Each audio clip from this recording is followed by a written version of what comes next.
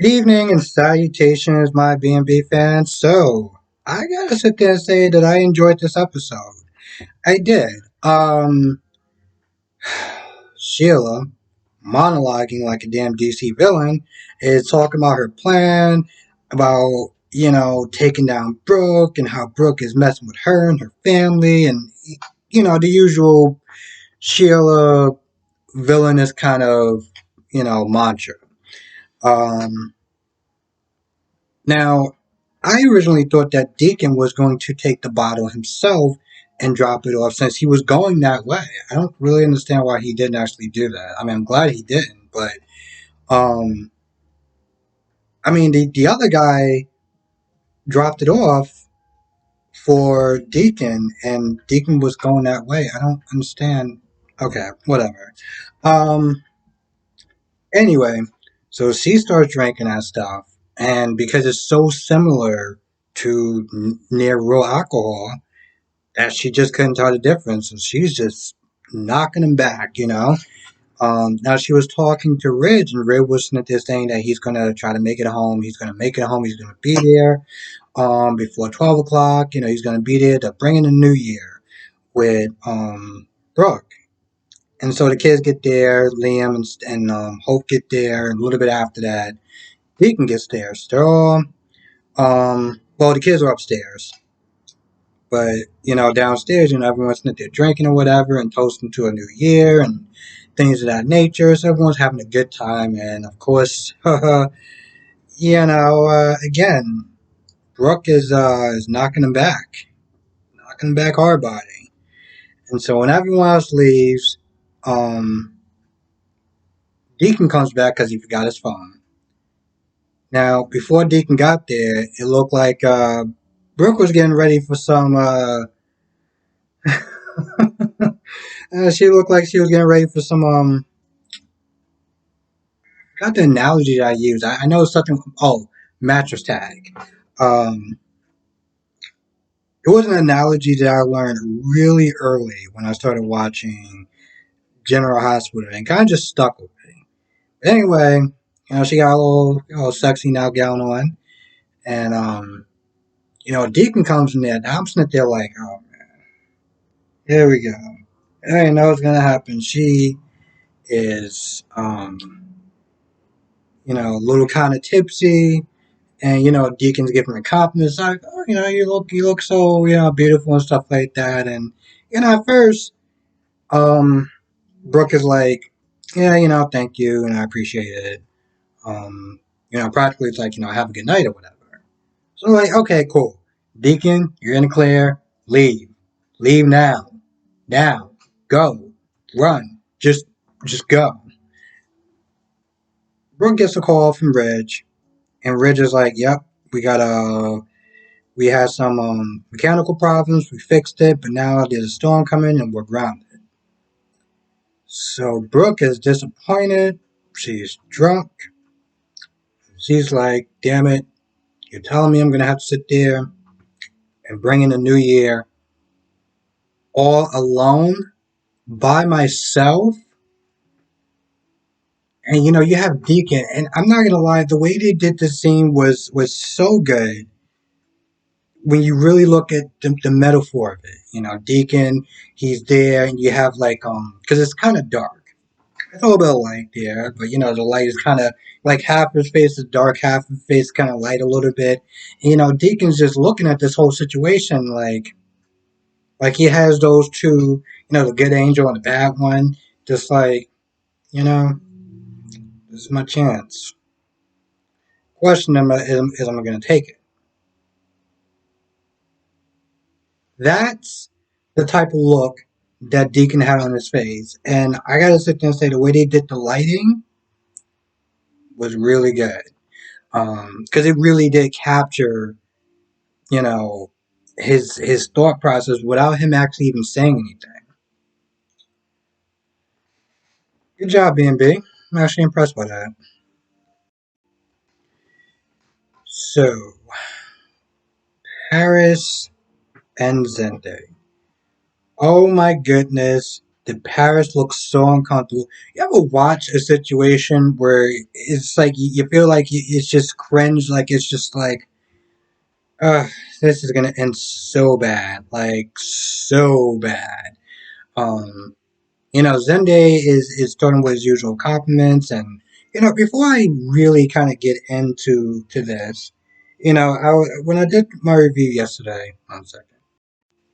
When I did my review yesterday, and I was reading the comment section, you had some people, or at least one person, or more, because I do try to read. I always try to read the comments whenever YouTube decides that I'm allowed to.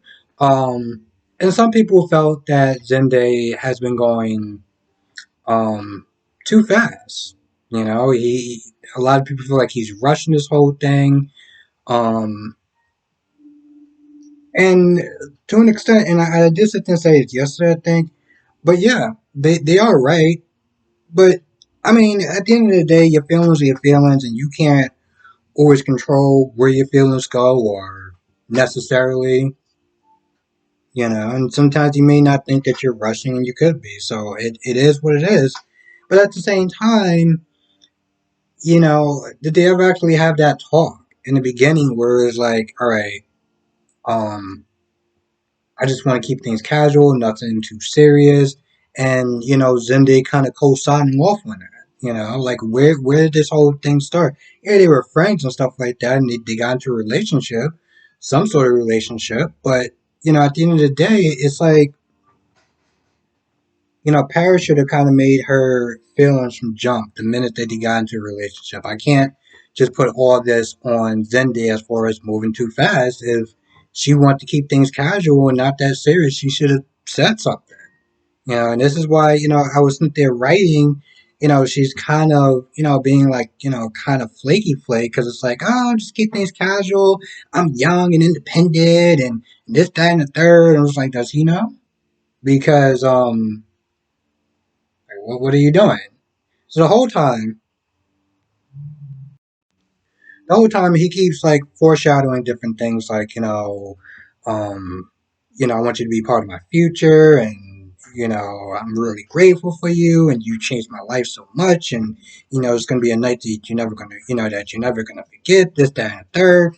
And you could just see the look of uncomfortable, she just looks uncomfortable. Okay, so where there's one point where Zende excuses herself. Um, so yeah, there's one point where Zende excuses herself. Now, mind you, Carter and Quinn are sitting there talking, and after they finish talking about New Year's Eve and stuff like that,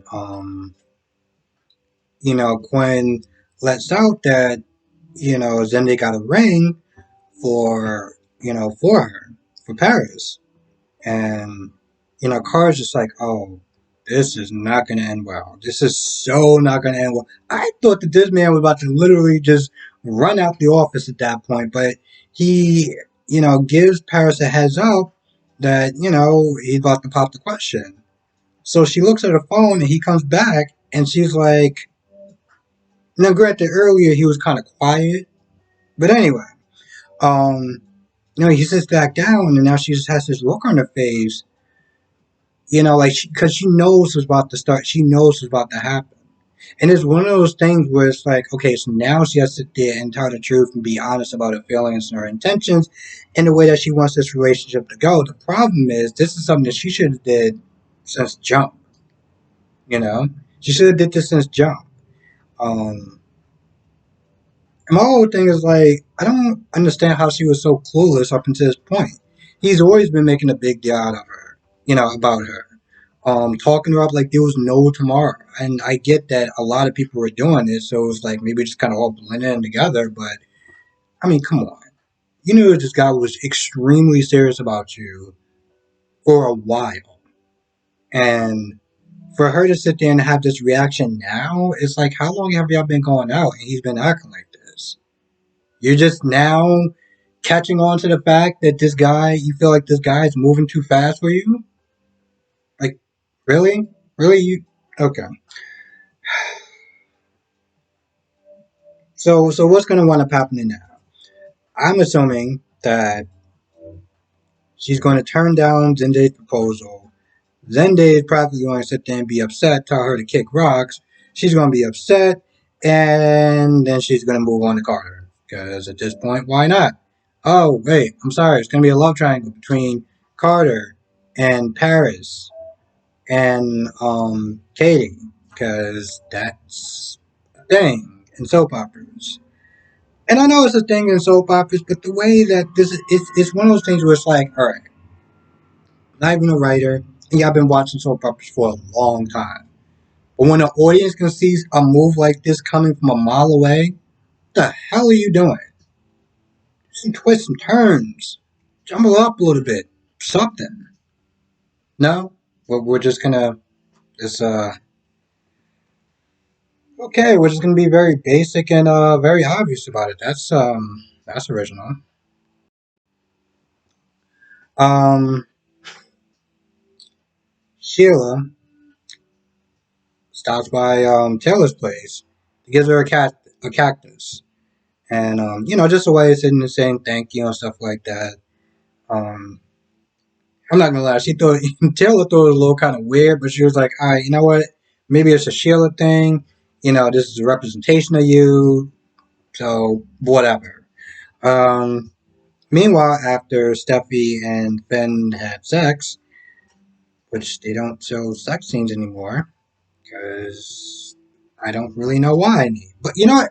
At the same time, in a lot of ways, I'm kind of glad because those things are always just so silly and funny as hell. And I remember the first day that I actually, the first day that I actually watched B&B, and this was this weird, um, like sex scene between Wyatt and Flo. I don't think I've ever laughed so hard in my life. I sat there.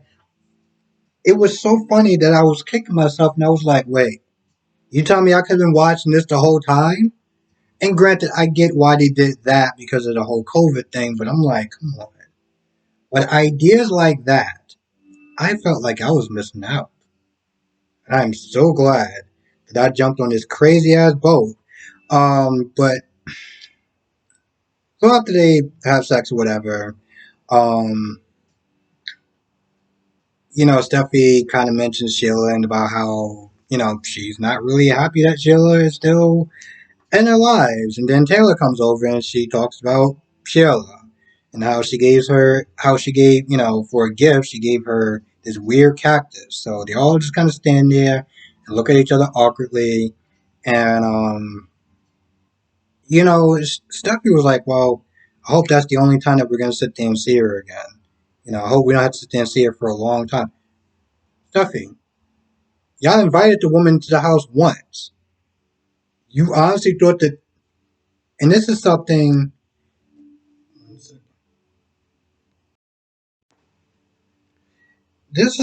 that Brittany said, because I was not there asking the question like, why can't you just, why can't Sheila just not spend time with Finn and her grandchildren for like an hour or whatever? Like, what is the big deal?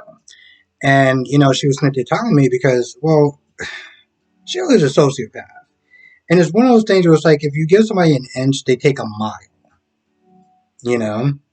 And Steffi's there saying like, well, I hope we don't have to sit there and see her for a very long time. It's like, no, you already kind of opened the door, and she's gonna want more time, and more and more and more and much more time. So, um, I don't think you're gonna be getting what you want for the new year. Just want to throw that out there. I feel like that's about it. I think I kind of covered the major stuff on this episode. It was actually kind of a weird episode because they had more people in than I'm used to seeing. In the beginning you had Brooke and she was talking to Rich and Finn, Finn and Stuffy. And then you had Taylor. I was like, okay, all right. And then you had Sheila. I'm like, okay. And then you had Zende in Paris. I'm like, Guys, you do realize this is only a half an hour, right? Oh, and then you had Carter and Gwen. Okay.